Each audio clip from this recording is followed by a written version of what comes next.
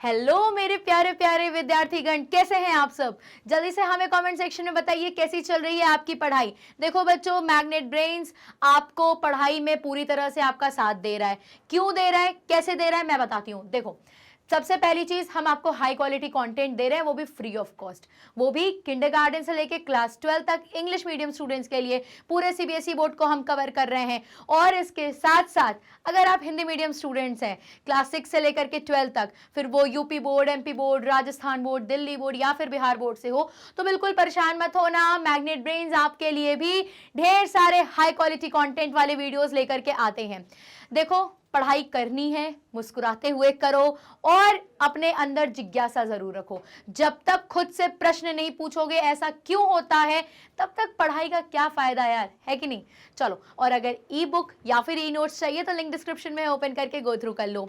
अगर आप इस चैनल पे नए हो तो बच्चों जल्दी से सब्सक्राइब कर दो और वीडियो को लाइक कर दो। कम से कम जितने लोग देख रहे हैं, हमें पता तो चलना चाहिए कितने लोग हमें देख रहे हैं, तो वीडियो को लाइक करना बिल्कुल मत भूलना। चलो, अब आज जो ये वीडियो है हमारा क्लास 6 की जो न्यू एनसीईआरटी बुक आई है मल्हार की, उसका ये आखिरी पार्ट है, पेड़ की बात, उसका एनसीईआरटी सॉल्यूशन है इस पूरे वीडियो में। जल्दी से हम लोग अपना एनसीईआरटी सॉल्यूशन कर लेते हैं। फिर बच्चों देखो, इस वीडियो के बाद हमारी क्लास 6 की जो एनसीईआरटी बुक है वो पूरी तरह से कंप्लीट हो जाएगी। अब आपको करना क्या है, पढ़ाई करनी है, सारे पार्ट पढ़ लो, फिर धीरे धीरे हम आपके लिए और भी बहुत सारे कंटेंट लेके आएंगे ताकि आपके ये जितने पार्ट हैं उन सबका एक बार रिवीजन होता चले। चलो जल्दी से हम पहले पार्ट 13 के पेड़ की बात जो है, जिसके लेखक हैं हमारे जगदीश चंद्र बसु जी, उनका हम लोग एनसीईआरटी सॉल्यूशन करते हैं। पहला प्रश्न, मेरी समझ से नीचे दिए गए प्रश्नों का सटीक उत्तर कौन सा है, उसके सामने सही का निशान बनाइए। तो भाई ऑप्शन दिए हैं, पहला प्रश्न है, देख लेते हैं क्या है। वाक्य है, जैसे पौधे को भी सब भेद मालूम हो गया हो।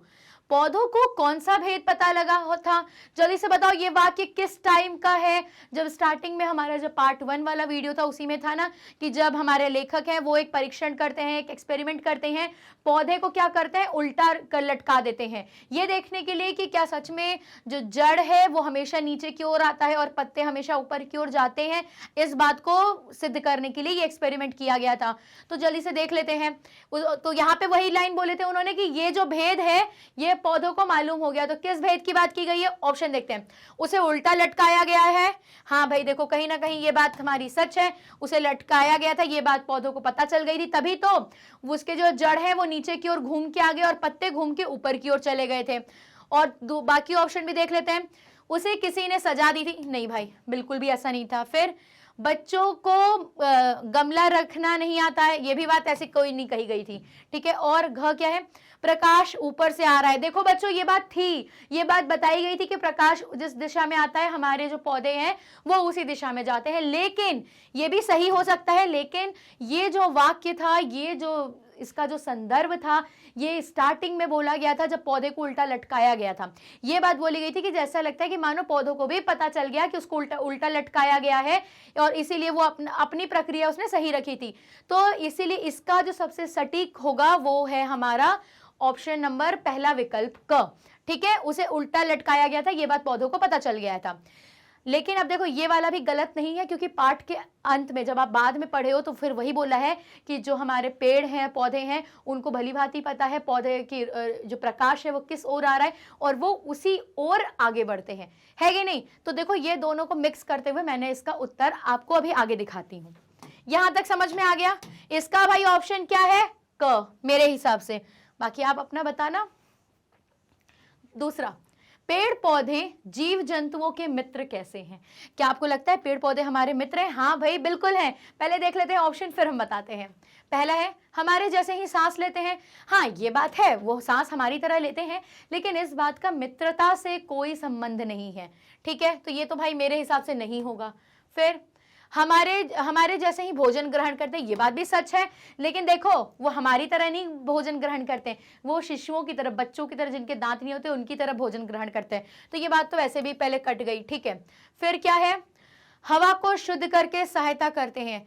ये मुझे लग रहा है थोड़ा बहुत है, और ऑप्शन घ देख लेते हैं क्या है, धरती पर हमारे साथ ही जन्म लेते हैं, ये भी है, बट ये इसका कहीं से मित्रता से कोई इसका मतलब नहीं है भाई। ये जो है मित्रता कौन होती है, जो हमारे लिए मतलब हमारे लिए कह लो कि हमारे लिए तत्पर रहे, हमारी मदद करे। उसी प्रकार जो पेड़ पौधे हैं वो हमारे लिए क्या करते हैं, हवा को शुद्ध करके सहायता करते हैं, हमारी मदद करते हैं, सहायता करते हैं। किस चीज में, हवा को शुद्ध करते, कार्बन डाइऑक्साइड लेते हैं ताकि हम लोग अच्छे से रह सके, और वो कह लो कि वायुमंडल से जो हमारी जो जहरीली हवा है वो हम लोग लेकर के हमारी मृत्यु ना हो, इसलिए। तो भैया पेड़ पौधे हमारे मित्र हैं, क्यों, क्योंकि वो वायुमंडल से मतलब हवा को शुद्ध करके हमारी सहायता करते हैं। यहां तक क्लियर है? चलो अब देखते हैं, अब अपने मित्रों के साथ चर्चा कीजिए और कारण बताइए कि आपने यही उत्तर क्यों चुने हैं। तो भाई देखो, मैं इसी की बात कर रही थी, मैंने ये जो था ना ऑप्शन नंबर जो हमारा क वाला था उसको मैंने जो पहला वाला था उसको 2 को मिक्स किया है। देखो कैसे, उसे उल्टा लटकाया गया, ये बात बताई गई है। इसका कारण क्या दिया है, यह स्थिति पौधे के उल्टे लटके होने का संदर्भ देती है। इसका संदर्भ कब था, जब पौधा उल्टा लटका हुआ था। फिर जिससे उसने यह सीखा कि प्रकाश ऊपर से आ रहा है और उसने प्रकाश के दिशा में अपनी पत्तियों और टहनियों को मोड़ लिया था। समझ में आया? ये जो पॉइंट है ये आपका दोनों आंसर को मिक्स करते हुए है, समझ में आया। लेकिन यहाँ पे उपयुक्त क्या है, ज्यादा कह सकते हो कि ज्यादातर झुकाव किसकी तरफ है भाई, पहले क वाले की तरफ था। ठीक है, आगे बढ़ते हैं। आप चाहो तो इसका स्क्रीनशॉट ले लो। ओके, अब है प्रश्न 2 का क्या उत्तर है। हवा को शुद्ध करके सहायता करते हैं, कैसे, इसका कारण क्या है। पेड़ पौधे अंगारक वायु अर्थात कार्बन डाइऑक्साइड को ग्रहण करते हैं और उसे शुद्ध करते हैं, जिससे जीव जंतुओं के लिए शुद्ध वायु उपलब्ध होती है। यही कारण है कि उन्हें जीव जंतुओं के मित्र के रूप में देखा जाता है। समझ में आ गया? बहुत ही आसान तरीके से शब्दों में लिखा हुआ है। चाहो तो जल्दी से स्क्रीनशॉट ले लो इसका भी। आगे बढ़ते हैं, पंक्तियों पर चर्चा। पाठ में से चुनकर कुछ पंक्तियां नीचे दी गई हैं, इन्हें ध्यान से पढ़िए और इन पर विचार कीजिए। आपको इनका क्या अर्थ समझ में आया, अपने विचार अपने समूह में साझा कीजिए और अपनी लेखन पुस्तिका में लिखिए। देखते हैं, पहला क्या है, क। पेड़ पौधों के रेशे रेशे में सूरज की किरणें आबद्ध हैं। ठीक है, मतलब जो पेड़ पौधे हैं उनके रेशे रेशे में मतलब हर एक सेल में, हर एक कोशिकाओं में सूर्य की किरणें उसमें बंद हैं। मतलब सूर्य जो हमारा प्रकाश है, सनलाइट जो है पूरी तरीके से पेड़ पौधों के अंदर है। ठीक है, ईंधन को जलाने पर जो प्रकाश व ताप बाहर प्रकट होता है वह सूर्य के ही ऊर्जा है। देखो, अगर आपने यह व्याख्या वाला वीडियो नहीं देखा है तो जरूर देख लेना। ठीक है, आपको ये सब चीजें बहुत अच्छे से समझ आ जाएगी। तो यहाँ पे वही बता रहे हैं, ईंधन को जलाना मतलब लकड़ी को, पेड़ की जो लकड़ियां हैं उसको जलाने, जब हम जलाते हैं तो वो जो प्रकाश, जो हमें रोशनी मिलती है और जो गर्मी मिलती है वो कैसी है भाई, जो बाहर प्रकट होती है वह सूर्य की ही ऊर्जा है। जो सनलाइट हम लेते हैं वही जब हम जलाते हैं तो वो जो सनलाइट है, जो एक एनर्जी के फॉर्म में हमने जो प्लांट्स ने एब्जॉर्व की है, वही उसको जलाने के बाद वो एनर्जी चेंज करके वो बाहर निकलती है, जो कि एक तो है भाई हमारे गर्मी लगती है, हीट एनर्जी और लाइट एनर्जी दोनों प्रोड्यूस होती है वहां पे। ये यहां तक आपको समझ आ गया। इसको चाहो तो देखो, हम यहाँ पॉइंट वाइज लिखे हैं, इसका अर्थ आप इजिली, बहुत आसान शब्दों में है, देख लो क्या है। पेड़ पौधे सूर्य की किरणों को अपने अंदर संग्रहित करते हैं, मतलब इकट्ठा करते हैं। जब हम ईंधन जैसे लकड़ी जलाते हैं तो जो प्रकाश और गर्मी निकलती है वह सूर्य की ऊर्जा होती है। ठीक है, फिर यह ऊर्जा पेड़ पौधों ने अपने विकास के दौरान सूर्य से ली होती है। अपने विकास मतलब उनका जो ग्रोइंग स्टेज है, जब वो बड़े हो रहे होते हैं उस दौरान वो जो है सनलाइट जो एब्जॉर्ब करते हैं, ये तब की बात की गई है। ठीक है, पेड़ पौधे सूर्य की ऊर्जा को मानव जीवन के लिए उपयोगी रूप में बदलते हैं, जैसे कि ईंधन के रूप में। यहाँ पे एक लाइन मैंने एक्स्ट्रा जोड़ दिया कि मतलब जो बता रहे हैं कि जो पेड़ पौधे हैं वो सूर्य की ऊर्जा को हम लोगों के लिए, मानव के डेवलपमेंट के लिए, उनके लिए क्या करते हैं, उपयोगी रूप में बदल देते हैं। मतलब एक एनर्जी से दूसरे एनर्जी में वो ट्रांसफॉर्म कर देते हैं। समझ में आ गया? चलो, चाहो तो स्क्रीनशॉट ले लो। आगे पढ़ते हैं, ख। मधुमक्खी व तितली के साथ वृक्ष की चीरकाल से घनिष्ठता है। वे दल बल सहित फूल देखने आती हैं। ये वाला जो ये भी वाक्य था अपने, वो जब हमारा पेड़ आमंत्रण देता है फूलों को, जब उसके बच्चे हो जाते हैं, फूल हो जाते हैं, तब तो ये उसका संदर्भ था। अब देखो इसका क्या मतलब है, मधुमक्खी व तितलियों के साथ वृक्ष के चीरकाल और घनिष्ठता है, मतलब बहुत ही लंबे टाइम से, प्राचीन टाइम से उसकी जो मित्रता है, और मतलब घनिष्ठता मतलब बहुत ही गहरा संबंध है, ठीक है। बहुत ही चीरकाल मतलब बहुत प्राचीन काल से, और घनिष्ठता मतलब बहुत गहरा संबंध है, ठीक है। वे दलबल के साथ जो है फूल देखने के लिए आती हैं। इसको भी मैंने पॉइंट्स में लिखा हुआ है आपको, ताकि आसानी हो समझने में और लिखने में। पहला पॉइंट क्या है, वृक्षों और मधुमक्खियों तितलियों के बीच प्राचीन और गहरा संबंध है। फिर मधुमक्खियों और तितलियां अक्सर फूलों को देखने और उनसे परागकण, ये है ना, वो वहां पे आके क्या लेती है, नेक्टर लेती है ना, परागकण और शहद लेने के लिए आती हैं, ठीक है। यहां तक समझ में आ गया। फिर मधुमक्खियां और तितलियां पेड़ों के फूलों में पराग ले जाकर नए बीज और फल बनाने में मदद करती हैं, मतलब मधुमक्खियां और जो तितलियां क्या करती हैं, नेक्टर लेकर के वो दूसरे प्लांट में भी डालती है, जिससे सीड जो है, जो बीज है, वो डेवलप होता है। यहां तक समझ में आ गया। आगे बढ़ते हैं। यह संबंध पेड़ पौधे और कीटों की एक दूसरे पर निर्भरता को दिखाता है, मतलब ये जो है, ये जो हमारे सॉरी, ये जो संबंध दिखाता है किसके, पेड़ पौधे और जो हमारे इंसेक्ट है, मतलब जो हमारे पेड़ पौधे हैं, वो पूरी तरह से हम इंसानों और जीव जंतुओं पर निर्भर हैं, और वहीं पर हम दोनों भी पेड़ पौधों पर निर्भर हैं। अगर दोनों में से कोई भी एक भी अगर ऐसा समझ लो उसकी गाड़ी लड़खड़ाई, तो हम लोग नहीं जीवित हो पाएंगे। अगर पेड़, ऐसा समझो कि पेड़ की जिंदगी खत्म हुई, तो भाई हमारी भी जिंदगी का कहीं ना कहीं दी एंड हो जाएगा। और अगर हमारी जिंदगी खत्म हुई पूरे धरती से, अगर इंसानों को ही हटा दो या जानवरों को ही हटा दो, तो भाई पेड़ का भी रहना मुश्किल हो जाएगा, उनको कार्बन डाइऑक्साइड नहीं मिलेगा, उनका ये जो मधुमक्खियां और तितलियां जो उनका डेवलपमेंट करती है, रिप्रोडक्शन करती है, वो भी खत्म हो जाएगा। यहां तक समझ में, मतलब दोनों एक दूसरे पर निर्भर हैं। यहां पे समझ में आ गई बात। आगे बढ़ते हैं, स्क्रीनशॉट ले लो जल्दी से।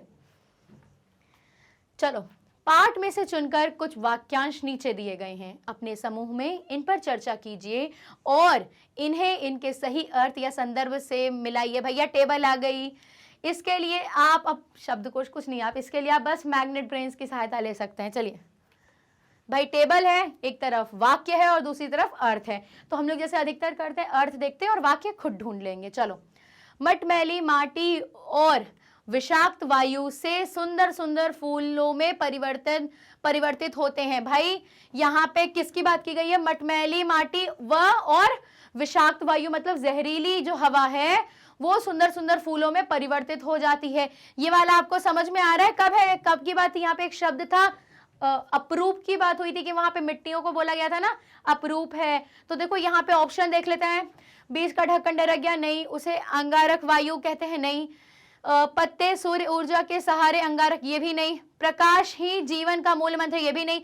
जैसे फूल के बहाने स्वयं हंस रहे, ये भी नहीं। ये देखो, इस अपरूप मिल गया भाई, इस अपरूप उपादान से किसी तरह ऐसे सुंदर फूल खिलते हैं, ये प्रश्न था। ये क्या है भाई, इसका पहला हो गया, मतलब पहले का है हमारा 6, ये वाला कट कर दो। फिर दूसरा क्या है, जीवन के लिए सूर्य का प्रकाश आधार शक्ति या महत्वपूर्ण। अभी हम लोग मूल मंत्र पढ़े थे ना, क्या ये प्रकाश ही जीवन का मूल मंत्र है, इसका ये मतलब है। तो यहां आ गया चौथा।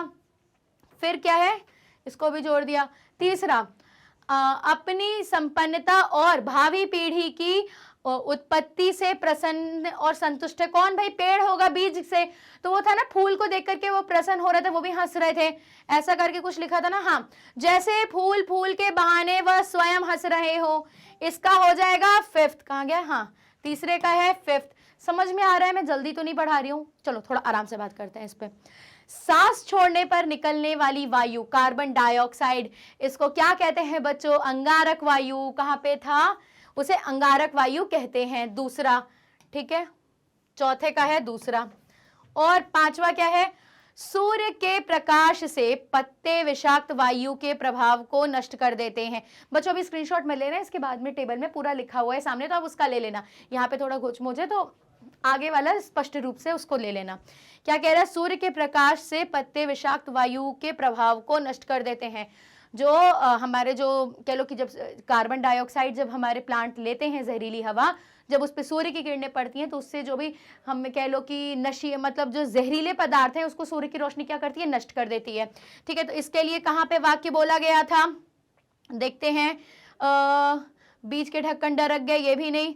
पत्ते सूर्य ऊर्जा के सहारे अंगारक वायु से अंगार निशेष कर डालते हैं, ये वाला था ना। थर्ड, फिफ्थ का क्या है बच्चों, थर्ड। और बीज के दानों दोनों दले में दरार आ गई या फट गया, दोनों दलों में क्या हो गई, दरार आ गई। जब बीज में दरार आ जाती है तो उसको हम क्या बोलते हैं, अंकुर फूटना। तो यहाँ पे क्या है, बीज का, यहाँ पे लिखा है बीज का ढक्कन डरक गया, यहाँ पे स्टार्टिंग में शब्द था ना, तो यहाँ पे इसको ऐसे किया गया, मतलब सिक्स्थ का पहला। अब देखो यहाँ पे आपको समझ आ गया। अब हम, ये टेबल है, सामने सामने उत्तर लिखा है, आप इसका स्क्रीनशॉट ले लो और समझ लो, ठीक है। चलो अब हम लोग बढ़ते हैं आगे। आगे क्या बोल रहा है, सोच विचार के लिए आ गया, देखते हैं क्या बोलते हैं, सोच विचार करना है। पाठ को एक बार फिर से पढ़िए, पता लगाइए और लिखिए। क्या पता लगाना है, क वाला। बीज के अंकुरित होने में किस किस का सहयोग मिलता है, बीज के अंकुरित होने पे हमें किस किस चीजों की सहायता मिलती है, किस किस का सहयोग मिलता है। तो देखो सबसे पहली चीज है पानी।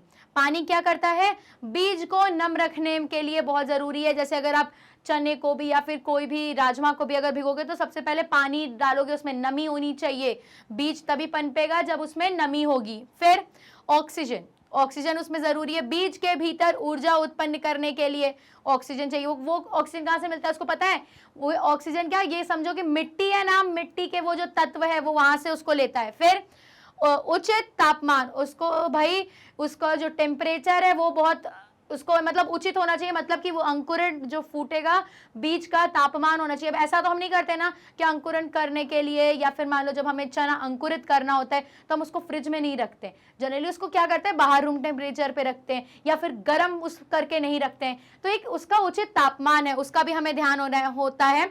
अंकुरण के लिए सही गर्मी होनी जरूरी है, ये नहीं बहुत ज्यादा गर्मी हो जाए और ये भी नहीं कि एकदम ही ठंडा हो जाए, उचित गर्मी होना जरूरी है। फिर मिट्टी, जड़ों को सहारा देने और पोषक तत्व प्रदान करने के लिए भाई सबसे ज्यादा जरूरी क्या है, मिट्टी भी होनी चाहिए। और क्या कहता है, प्रकाश, भाई अंकुरण के बाद पौधे के विकास के लिए जरूरी है। यहां तक समझ में आ गया, जल्दी से स्क्रीनशॉट ले लो, फिर बढ़ते हैं आगे। चलो फिर कह रहा है ख, हमें क्या इसके बारे में क्या सोचना है, सोच विचार करना है कि पौधे अपना भोजन कैसे प्राप्त करते हैं। जल्दी से बताओ बच्चों, पौधे जो है वो अपना भोजन को कैसे प्राप्त करते हैं। चलो सबसे पहला क्या है, पौधे सूरज की रोशनी से भोजन बनाते हैं। देखो यहाँ पे अगर हम इसको इंग्लिश में समझे, अंग्रेजी में समझें, तो पौधे अपना भोजन कैसे प्राप्त करते हैं, तो भाई फोटोसिंथेसिस से। वो जो पूरा प्रोसेस है उसको हम क्या बोलते हैं, फोटोसिंथेसिस। अब यहाँ पे हम उसी के स्टेप्स अलग अलग लिख दिए हैं। सबसे पहली चीज, पौधे सूरज की रोशनी में भोजन बनाते हैं। दूसरा, हवा से कार्बन डाइऑक्साइड लेते हैं जो पत्तों पर मौजूद स्टोमेटा के अंदर आती है। जो ये स्टोमेटा है, हमारे लेखक ने इसकी तुलना किससे की है, ढेर सारे मुंह से। जो मुंह है पाठ में जो लिखा है वो हमारे स्टोमेटा की बात हुई है। फिर जड़ों से पानी और पोषक तत्व सोखते हैं, और फिर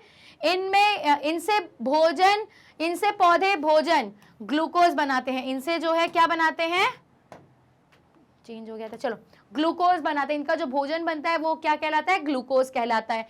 और इस प्रक्रिया में ऑक्सीजन भी बनती है जिसे स्टोमेटा से बाहर छोड़ा जाता है।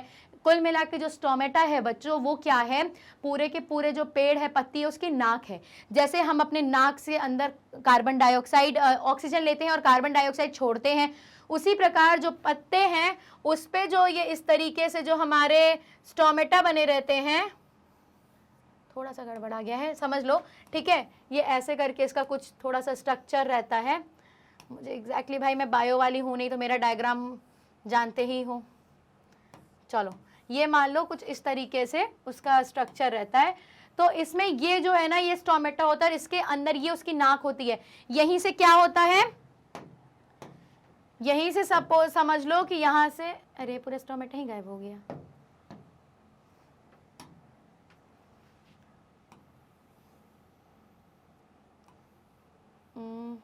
चलो ये जो है इसके अंदर में यह वाला जो एरिया ये इसकी नाक होती है, इसी से क्या होता है, जो स्टोमेटा है वो कार्बन डाइऑक्साइड लेता है और ऑक्सीजन को छोड़ता है, और इसी का ठीक उल्टा हमारे मानव के शरीर में होता है। समझ में आ गया?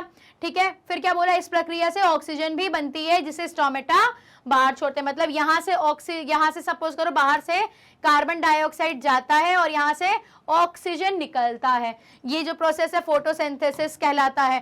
तो भाई पौधे अपना भोजन ऐसे ही प्राप्त करते हैं। आगे बढ़ते, स्क्रीनशॉट ले लो जल्दी से लेना हो तो। चलो, इस लेख में एक के बाद एक विचार को लेखक ने सुसंगत रूप से प्रस्तुत किया है। मतलब बहुत ही खूबसूरती से, मतलब एक के बाद अपने उनके जो अनेक विचार है उसको बहुत एक क्रम में प्रस्तुत किया है। हाँ, किया है।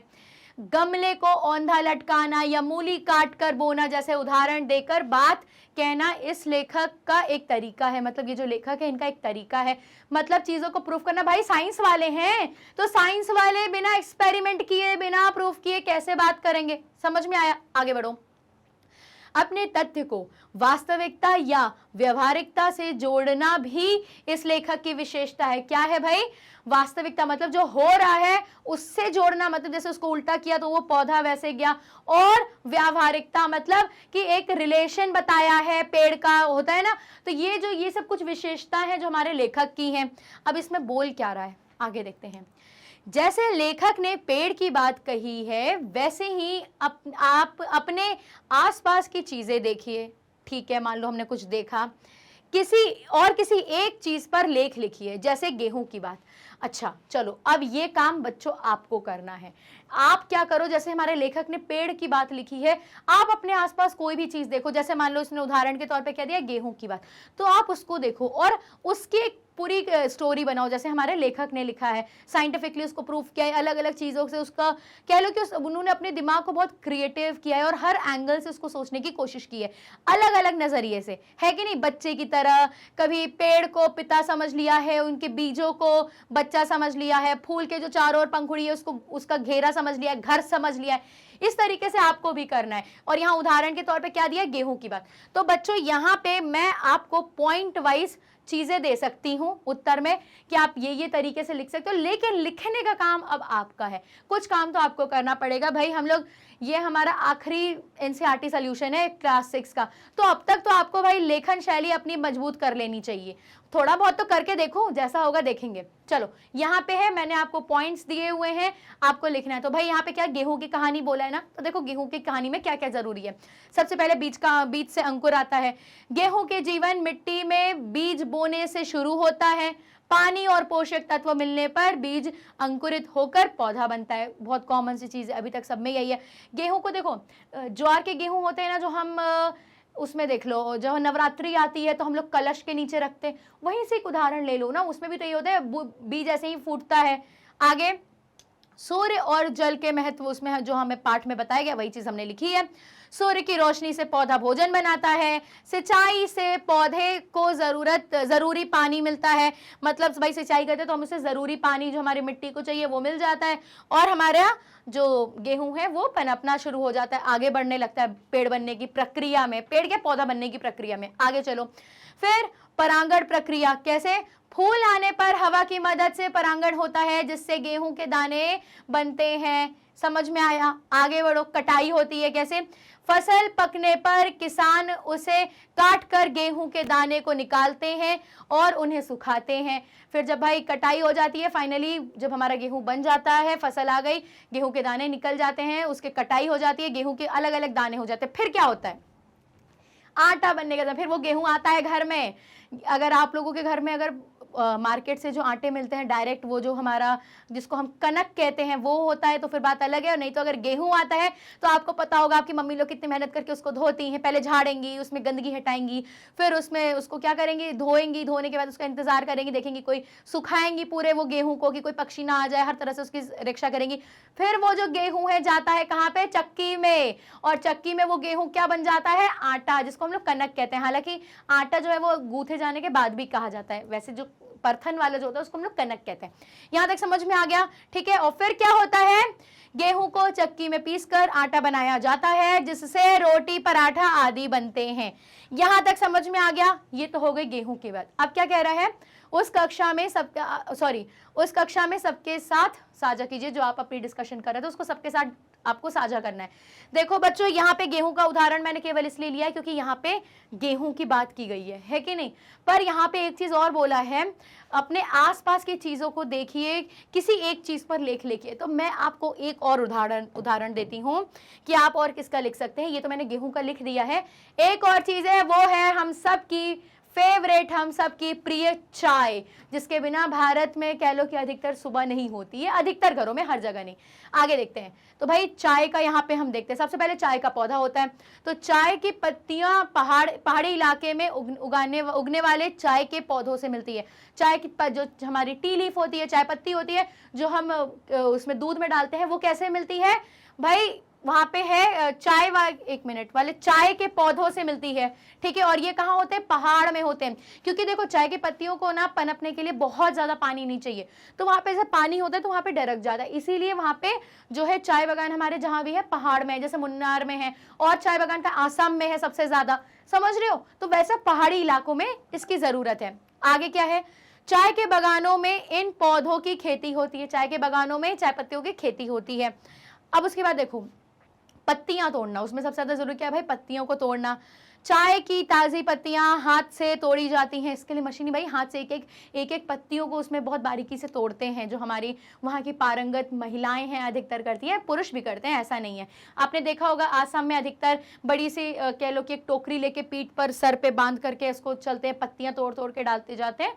या आसाम में ये ऐसा चित्र हम लोगों के दिमाग में अवश्य आता है। तो ये जो है ये किसका है भाई, चाय बागान से चाय पत्तियों को तोड़ने का। फिर क्या है, इन पत्तियों को समय पर तोड़ना जरूरी है ताकि उनकी गुणवत्ता बनी रहे। इन पत्तियों को समय पर तोड़ना भाई बहुत जरूरी है, वरना उसके जो गुणवत्ता है वो नष्ट हो जाती है। चलो आगे देखते हैं। पत्तियों का प्रोसेसिंग होता है, कैसे होता है, तो तोड़ी गई पत्तियों को सुखाया और रोल किया जाता है। इसके बाद उन्हें सुखाकर अलग अलग तरह की चाय तैयार की जाती हैं। अच्छा जल्दी से ये बताओ, एक चाय तो वो होती है जो हम लोग घर में पीते हैं, और कुछ मेन्यूज में होती है इलायची चाय, उसके बाद आपकी अदरक वाली चाय, स्पेशल चाय, मसाला चाय। पर आपको पता है जैसे चाय अलग अलग है, वैसे हमारी चाय पत्तियां भी बहुत विभिन्न हैं, अलग अलग तरीके की चाय पत्तियां होती हैं। तो भाई आप ये बताओ, कभी आप चाय बागान गए हो, कमेंट सेक्शन में ज़रूर बताओ, और इस चीज़ पे थोड़ा सा रिसर्च करो, थोड़ा सा अध्ययन करो, मज़ा आएगा कि हमारे भारत में जो हम लोग चाय पीते हैं वो आपको पता है वो बहुत ही मतलब कह लो कि 100 में उसमें जो चाय ओरिजिनल जो चाय होती है, चाय पत्ती, वो बहुत ही कम मात्रा में होती है, बहुत ही कम, समझो। और फिर भी हम लोग उसको इतना चाव से पीते हैं। जो ओरिजिनल जो चाय बनती है जिसमें पत्तियां बहुत होती है, अधिकतर तो वो एक्सपोर्ट हो जाती हैं। जरा इस पे अध्ययन करो कि हम लोगों के यहाँ कितनी प्रकार की चाय अवेलेबल है, ठीक है। कितने प्रकार की चाय, मतलब चाय पत्ती से है, मेरा मार्केट वाली मेन्यू वाली चाय की बात नहीं कर रही हूँ, चाय पत्तियों से है, ठीक है, पता करो। और यहाँ पे देखो फिर क्या है, जैसे काली चाय, हरी चाय, आपको पता है बहुत तरीके की और भी चाय है। ये तो भाई ग्रीन टी और काली चाय और नॉर्मल दूध वाली चाय तो अलग है, बाकी और भी बहुत तरह की चाय है, पता करो। और फिर हम इस पे बाद में एक वीडियो बनाएंगे। अगर बनवाना है तो इस पे कमेंट सेक्शन में करो, तो हम आपको इस तरीके की चीजें भी अलग अलग ज्ञान की बातें करते हैं। आगे फिर चाय बनाना, फिर क्या होता है भाई, चाय की पत्तियों को पानी में उबालकर उसमें दूध और चीनी मिलाई जाती है। उबलने के बाद स्वादिष्ट चाय तैयार हो जाती है और हम लोग पीते हैं। मतलब आप समझिए प्रोसेसिंग वगैरह होने के बाद फिर वो हम लोगों के घर तक आती है। कुल मिला के भाई ये इसकी भी एक कहानी बन सकती है, अगर आप चाहो तो। मैंने पॉइंट्स दे दिया है, स्टोरी बनाना आपका काम है। आगे अब बात करते हैं आगे अनुमान और कल्पना से। मुझे बड़ा मजा आता है ऐसे कल्पना वाले क्वेश्चन में, क्योंकि इससे हमारे ना दिमाग की एक एक्सरसाइज होती है, क्रिएटिविटी बढ़ती है।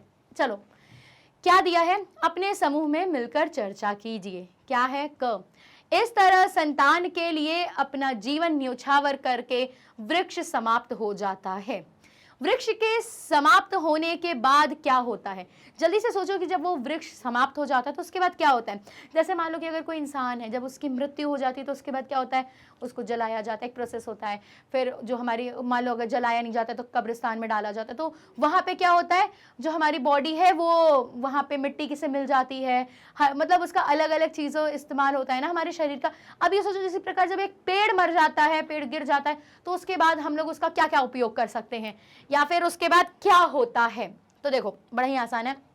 सबसे पहली चीज, पेड़ की जड़ मिट्टी में मिल जाती है, जिससे मिट्टी में पोषक तत्व बनते हैं भाई। मतलब जो वहाँ पे जड़ है वो अधिकतर क्या होता है, मिट्टी में ही वो डिसॉल्व हो जाते हैं। मतलब जैसे पौधे वगैरह, कभी देखो अगर कोई पौधा मर गया तो वो मिट्टी में ही उसका मिल जाता है दोबारा से पनपने के लिए। फिर वृक्ष की लकड़ी ईंधन और फर्नीचर बनाने में उपयोग होती है। जो उसकी लकड़ियां हैं भाई, उसका हम लोग उपयोग कर लेते हैं। जो उसका पेड़ का देखो ये वाला जो पार्ट होता है ना, इसका हम लोग उपयोग कर लेते हैं जब पेड़ गिर जाता है।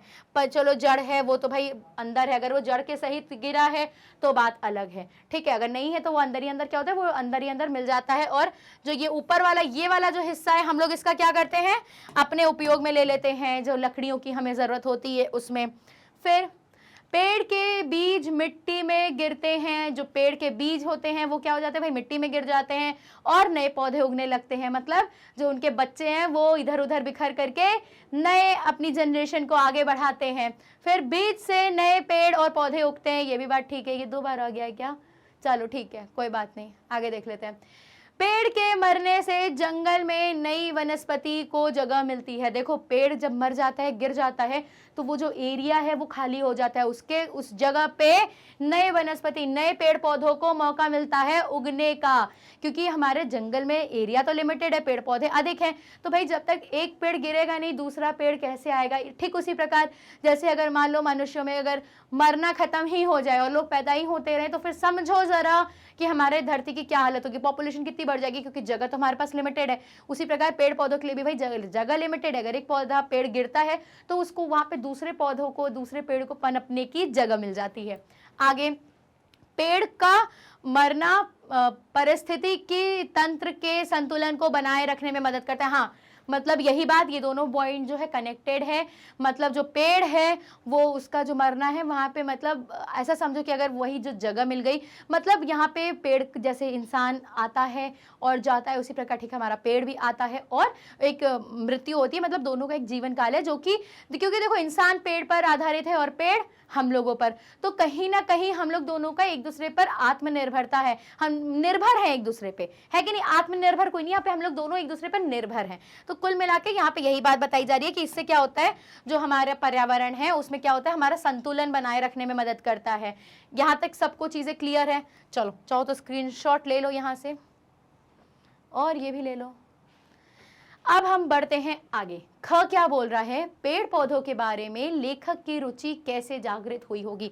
जरा सोचो, आपको पता है जो हमारे लेखक हैं वो पेड़ पौधों से बहुत उनको लगाव है। वो बॉटनी, बायोलॉजी, फिजिक्स, इन सब के बहुत ही बड़े कह लो कि साइंटिस्ट है, रह चुके हैं। बहुत सारी चीज़ें उन्होंने रिसर्च की, तो उनके जो जीवन है उसमें पेड़ पौधों से उनको लगाव क्या क्या कारण हो सकते हैं। ये पार्ट को ही पढ़ने से अकॉर्डिंग सोचो कि वो जो जो चीज़ें उन्होंने देखी, हो सकता है वो उनका एक कारण बन सकता है उनके लगाव का। तो देखो क्या क्या चीज़ें हैं, यहां से देखते हैं। सबसे पहला, लेखक ने देखा कि बीज कैसे अंकुरित होते हैं और पेड़ कैसे बनते हैं। देखो बच्चों, जो साइंस वाले, जो इस तरह के साइंटिस्ट होते हैं ना, उनके अंदर सबसे ज़्यादा जरूरी है जिज्ञासा तत्व। वो जैसे मान लो कि कभी हो सकता है उन्होंने देखा हो चने खाए तो उसमें अंकुरित हुआ हो, बीज जब फूटा हो, तो उनको हो सकता है देख करके इंटरेस्ट बढ़ा हो कि अरे ये कैसे हुआ, और फिर ये नीचे की ओर ये जड़ क्यों जा रही है, पे उसका जो ऊपर में जो शूट है, जो पत्ती वाला जो तना है, वो ऊपर ही क्यों जा रहा है। तो यहाँ से उनके मन में जिज्ञासा आई, तो इस चीज़ का वो सोल्यूशन ढूंढते ढूंढते उनका इस चीज में इंटरेस्ट बढ़ गया। हो सकता है कि नहीं, कारण है ना। आगे बढ़ो, इसीलिए कहती हूँ, बार बार कहती हूँ, अपने अंदर जिज्ञासा जरूर रखो। पढ़ने का कोई फायदा नहीं है अगर आपके अंदर जिज्ञासा नहीं है, आप उस चीजों को अच्छे से समझ नहीं पा रहे हो। तो अभी आपको जब जिज्ञासा नहीं रहेगी ना, तो आपको चीजें रटनी पड़ेगी, और अगर आपके अंदर जिज्ञासा रहेगी ना, तो आपको चीजें समझनी पड़ेगी। दोनों में बहुत अंतर है। चलो दूसरा पॉइंट क्या है, पेड़ पौधों के विकास की प्रतिक्रिया ने लेखक की जिज्ञासा को बढ़ाया। जो पेड़ पौधे जैसे बड़े हुए, वो जो एक जो उनकी प्रक्रिया है उसको देख करके लेखक के मन में बहुत दिलचस्पी पहुंची कि भाई जैसे इंसान बढ़ रहे हैं वैसे ही उन्होंने पेड़ों से भी तुलना की, तो एक अच्छा उनको मजा आया, तो इसलिए उनके मन में जिज्ञासा जगी, तो भाई उनका लगाव बढ़ा। पेड़ पौधों का पर्यावरण में योगदान और जीवन चक्र ने लेखक को प्रभावित किया। ठीक है, बहुत ही क्लियर है। जो पेड़ पौधे हैं वो जो हमारे पर्यावरण है उनका जो योगदान दे रहे हैं और उनका जो जीवन चक्र है उसे देखकर हमारे लेखक प्रभावित हुए होंगे, जिसके कारण उन्होंने क्या किया, इंटरेस्ट उनका बढ़ गया, उनका इस विषय में और रुचि बढ़ गई। फिर चौथा पॉइंट क्या है, पेड़ पौधों की सुंदरता और फूलों का खिलना लेखक को आकर्षित करता है। भाई जब वो देखे होंगे इतने सुंदर सुंदर फूल है तो उनके मन में आया होगा ये फूल कैसे आए, क्या है। भाई कुल मिला के हर जगह जिज्ञासा तत्व है, जहां उनको जिज्ञासा हुई इसीलिए उनका लगाव हुआ। इसीलिए आप लोग को बार बार कहती हूँ अपने अंदर जिज्ञासा जगाओ, समझे। आगे बढ़ो। लेखक के अपने अनुभव और पर्यावरण के बदलते स्वरूप ने भी उसकी रुचि को बढ़ाया होगा। मतलब लेखक के अपने अनुभव, मतलब लेखक ने जो उनका खुद का एक्सपीरियंस, जैसे से वो पेड़ों के बारे में जानते गए तो उनका एक्सपीरियंस बढ़ते गए, अनुभव बढ़ता गया, और पर्यावरण के बदलते स्वरूप, और जो पर्यावरण है उसका जो स्वरूप बदल रहा है उसकी तरफ ये सब जो देख के उनकी रुचि बढ़ी होगी, जिसके कारण हमारे जो लेखक हैं वो क्या किए भाई, उनकी रुचि बढ़ी। ठीक है, चलो अब आता है दूसरा प्रवाह चार्ट। देखो भाई चार्ट देखते हैं।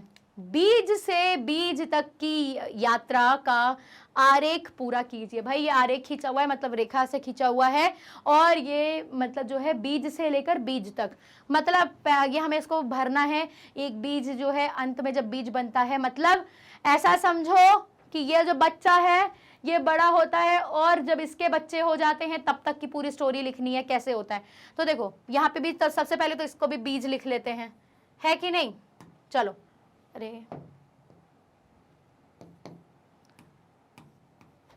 अब यहाँ पे सबसे पहले बीज के बाद क्या होता है बच्चों, अंकुर फूटता है। जैसे ही बीज हुआ, बीज में दरार पड़ी, दो उसके हिस्से हुए, एक ऊपर की ओर जाता है एक नीचे की ओर जाता है, मतलब अंकुर फूटेगा यहाँ पे। उसके बाद, हालांकि इसके बाद मैंने ढंग से लिखा हुआ है, अब उसमें देख लेना। फिर क्या होता है, यहाँ पे अंकुर फूटने के बाद क्या बना, वो पौधा बनता है। तो यहाँ पे इसको, चलो पौधा हो गया। फिर पौधा के बाद क्या आता है बच्चों, पौधा बन गया, पौधा में क्या आते हैं, सबसे पहले पत्तियां आएंगी, तो यहाँ पे क्या आएगा, पत्ता। फिर पत्ते के बाद क्या आती है, जो फूल, वो जो आता है, बोला ना पंखुड़ियों से उसका घर बना देते, घेर करके घेरा बनता है, मतलब कली। फिर कली से क्या हुआ, कली भाई खिल गई, खिल गई मतलब फूल बन गया। फूल के बाद क्या होता है भाई, मधुमक्खी लोग आकर के वो बीज को पकाती है, कैसे पकता है, क्या होता है, बनता है वो फल। फूल के बाद क्या बना, फल, और फल के बाद फिर फल के अंदर से क्या निकला, बीज। मतलब बीज से लेकर बीज तक का सफर पूरा हो गया। समझ में आया। लो यहाँ पे ये बना हुआ है, यहाँ पे आप इसका स्क्रीनशॉट ले लो। चलो आगे बढ़ते हैं। अंकुरण, क्या बोल रहा है अंकुरण, क्या ये कुछ नया आया है कि नहीं। चलो, मिट्टी के किसी भी पात्र में मिट्टी भरकर, मतलब मिट्टी के किसी पात्र में, मतलब मिट्टी से बना हुआ जैसे दिए होते हैं, या फिर जैसे हम लोग नवरात्रि में नीचे जो कलश के नीचे रखते हैं, वैसा किसी भी पात्र में मिट्टी भरकर उसमें राजमा या चने के 4 से 5 बीज बो दीजिए। ठीक है भाई, चने या फिर राजमा के कुछ बीजों को बो दीजिए। ठीक है, हल्का सा पानी छिड़क दीजिए, उसमें हल्का सा पानी छिड़क दीजिए। 3 से 4 दिन तक थोड़ा थोड़ा पानी डालिए। 3 से 4 दिन तक क्या करिए, थोड़ा थोड़ा पानी डालिए। अब इसमें आए परिवर्तन लेखन पुस्तिका में लिखिए। अब इसमें क्या क्या चीजें हो रही है, मतलब कुल मिला के भाई मैं ये जो समझी कि जो हमारे साइंटिस्ट महाशय, जो हमारे लेखक जी हैं, उन्होंने क्या किया है, आपको भी एक्सपेरिमेंट करने को दे दिया है। क्या दिया है, एनसीईआरटी बुक ने, इसको समझिए। आपको मिट्टी का बर्तन लेना है। मिट्टी का बर्तन मतलब जैसा मैंने आपको भी बताया, हम नवरात्रि में कलश के नीचे रखते हैं, वैसा उसमें क्या करिए, मिट्टी डालिए। मिट्टी डालने के बाद बीज लीजिए और बीज में हल्का हल्का पानी छिड़किए। छिड़कने के बाद उसको क्या करिए, प्रॉपर डालिए। 3 से 4 दिन तक क्या करिए, उसमें पानी डालते रहिए। उसके बाद क्या करना है, अब इसमें आए परिवर्तन को लेखन पुस्तिका में लिखिए। उन्होंने प्रोसेस बताया। अब आपको क्या करना है बच्चों, आपको ये लिखना है कि आप में क्या क्या चीजें उसमें ऑब्जर्व की। और इसमें देखो संकेत क्या दिया है, एक दिन में पौधे की लंबाई कितनी बढ़ती है कि नहीं, और कितनी बढ़ती है, कितने पत्ते निकले प्रकाश की तरफ, पौधे मुड़े या नहीं मुड़े, मतलब जो भी चीजें आपने अभी पेड़ पौधों से रिलेटेड पढ़ा है, क्या ये सच में हो रहा है कि नहीं, हमें कुल मिला के इसी चीज को देखना है। चलो मैंने यहाँ पे आपके लिए ये कर रखा है, जैसे मान लो यहाँ पे ये है मिट्टी का बर्तन, यहाँ पे इसके अंदर चने रखे, हालांकि ये मिट्टी में प्रॉपर जाएगा, तस्वीर छोड़ दो, यहाँ पे आ जाओ। बीज बोने के बाद के 3 से 4 दिन के परिवर्तन क्या क्या है। पहला दिन वाइज करोगे, देखो काम भी आसान हो गया और टीचर को भी समझने में आसानी होगी। बीज में कोई विशेष परिवर्तन नहीं दिखा।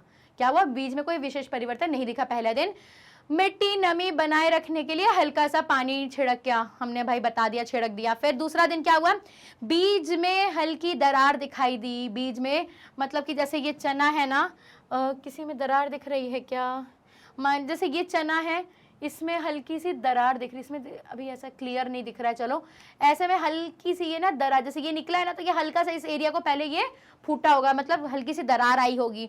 फिर अंकुरण की प्रक्रिया शुरू होने लगी, मतलब जो अंकुरण है, अंकुरण बच्चों इसको कहते हैं, ये जो ऐसे ऐसे निकल रहा है ना, ये अंकुरण होता है। ये मतलब कि अब ये पौधा बनने की ओर अग्रसर है।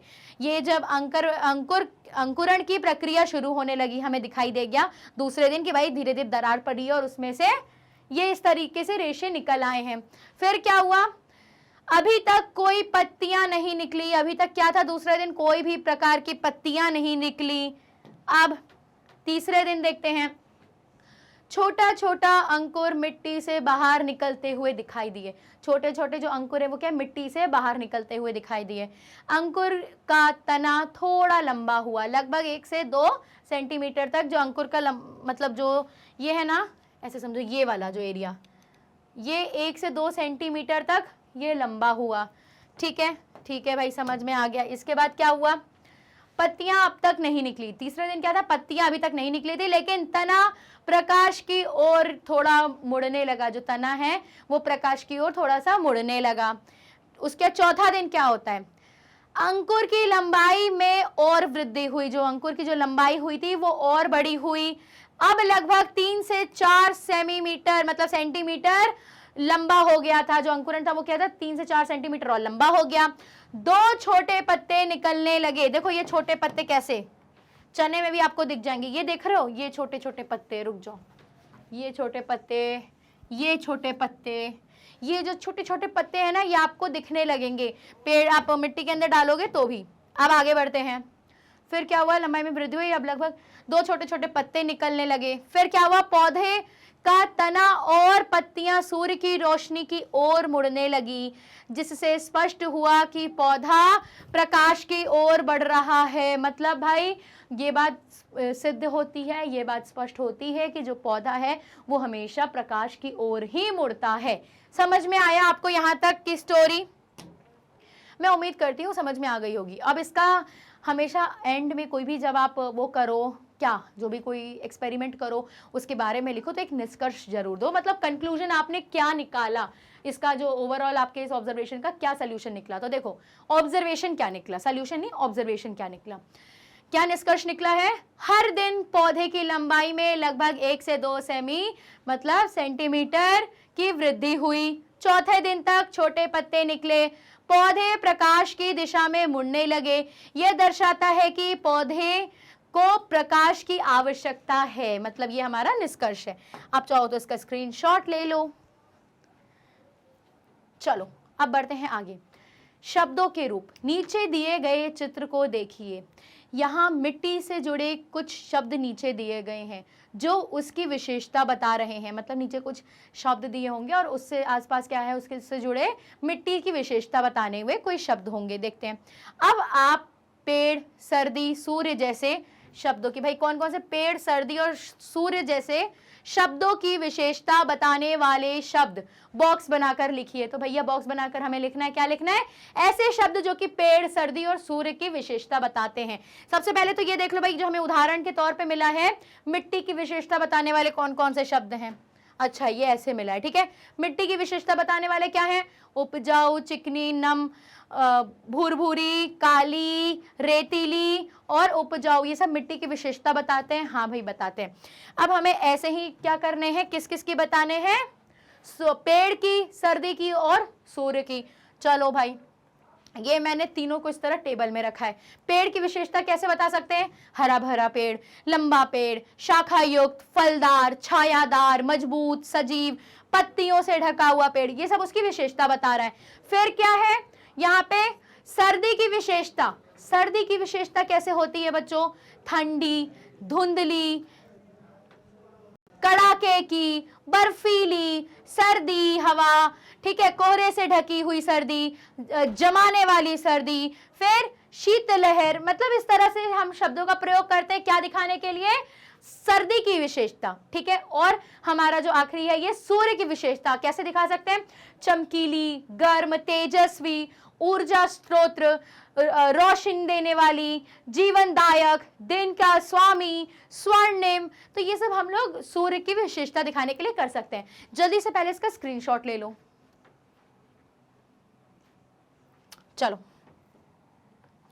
तो भैया यहाँ पे हमारी जो किताब है एनसीईआरटी क्लास 6 की नई वाली मल्हार, वो होती है समाप्त। आपके हमने 13 पाठ पढ़ा दिए, हर के एनसीईआरटी सॉल्यूशन करा दिए। अब आप मुझे ये बताइए, क्या आपके प्रिपरेशन कितनी है एग्जाम्स के लिए? अभी देखो हमारे पास वक्त बहुत है, अच्छे से क्लास 6 के स्टूडेंट्स हो और आप लोग मैग्नेट ब्रेन्स के स्टूडेंट हो, तो इसलिए ज़रूर, और स्पेशली भाई टीचर मेहनत करता है, मैं आपके लिए हिंदी में मेहनत कर रही हूँ, तो भाई पहले तो वीडियो को लाइक कर दो, नहीं हो तो चैनल को सब्सक्राइब कर दो, और सबसे ज़्यादा ज़रूरी है बच्चों, पढ़ाई पे ध्यान दे दो अब, ठीक है। थोड़ा सा मस्ती, अभी त्योहार बहुत सारे आएंगे, एक काम करो, थोड़ा सा पढ़ाई अभी करके रख लो, ताकि फिर अब आप सीधा एग्जाम के वक्त निकालो, ताकि एग्जाम में बस रिवाइज करो और आपको पूरे कंसेप्ट सारे क्लियर हो जाएं, ठीक है। और ये हिंदी की ही बात नहीं कर रही हूँ, अगर आप क्लास 6 से लेकर 12 तक हिंदी मीडियम के स्टूडेंट्स हैं, फिर आप चाहे